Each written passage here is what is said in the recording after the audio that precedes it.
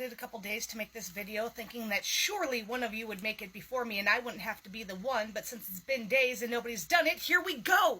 So I was talking to my husband about the Hawaii fires a couple days ago and how Hawaii's not a state, and he full stopped me. What do you mean Hawaii's not a state? Hawaii's a state. No, you guys, Hawaii's not a state. Hawaii has never been a state, and we are currently conquering Hawaii. I can prove it. Before I do, I just want to take a second to validate the fact that you probably were taught that Hawaii was a state in school. If you were to look at an 8th grade textbook now versus what you had as an 8th grade textbook, the information is completely different. They literally make it up as they go. It's all a farce. A real quick example of this is if you look up your rights in a current textbook, it said that the right to bear arms is reserved to state military or militia. It does not give the right to the people to bear arms. But I promised proof, and here it is. Hawaii is internationally recognized as a state of the United States. Sovereignty advocates argue that Hawaii is an independent nation under military occupation due to the fact that there is no treaty of annexation between Hawaiian Kingdom and the United States. There's no paperwork. But that's not all. Here you go, guys. Here is an act to provide government for the territory of Hawaii.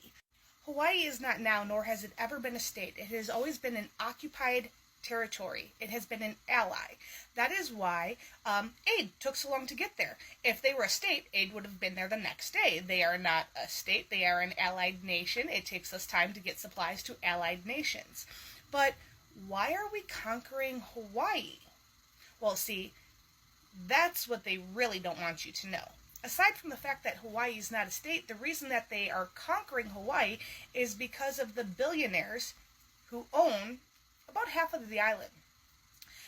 America has proven throughout the course of history that they have no problem eliminating indigenous people for the land. However, the other half of this land would be owned by Oprah and Mark Zuckerberg and Bill Gates. So the elite, Epstein's clients, and since Hawaii's not part of America, American laws don't touch it. Epstein Island wouldn't be illegal if it was Hawaii. And you guys, this didn't just happen yesterday.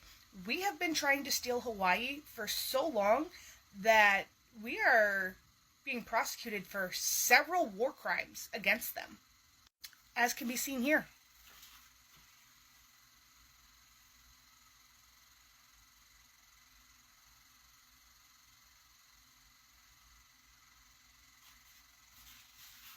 Hawaii is not a state. Our elite are stealing it to make a legal trafficking island. I want to end this with one final piece of food for thought, and I want to say this in as tactfully a way as I can. We have media in actual war zones where there are bombs going off and live fire. We have media at every other natural disaster. We put weatherman out into tornadoes to report live on it for us. Why was there a massive dust screen put up over like half of the island? Why was the media not allowed in or out? Why were media drones not allowed to fly? Why weren't the people allowed in or out? Why wasn't school in session? Where are these children? Because I still haven't found them. Where are the kids? It's not another Epstein Island, but all of the children are missing. Our government has made it abundantly clear that they have something to hide. Despite Hawaii having been offered statehood, they never accepted statehood and are not a state. These documents are available on hawaiiankingdom.org, as well as many other websites. You can just Google the nation of Hawaii, and it comes up because Hawaii is its own nation. Open your eyes, guys. Take a look around. If you think for 1 second that our country doesn't have a problem taking this land from the indigenous and taking this land from the Mexicans and then taking this land from the Hawaii indigenous, what makes you think that you aren't next on the chopping block? Your land isn't safe, and they are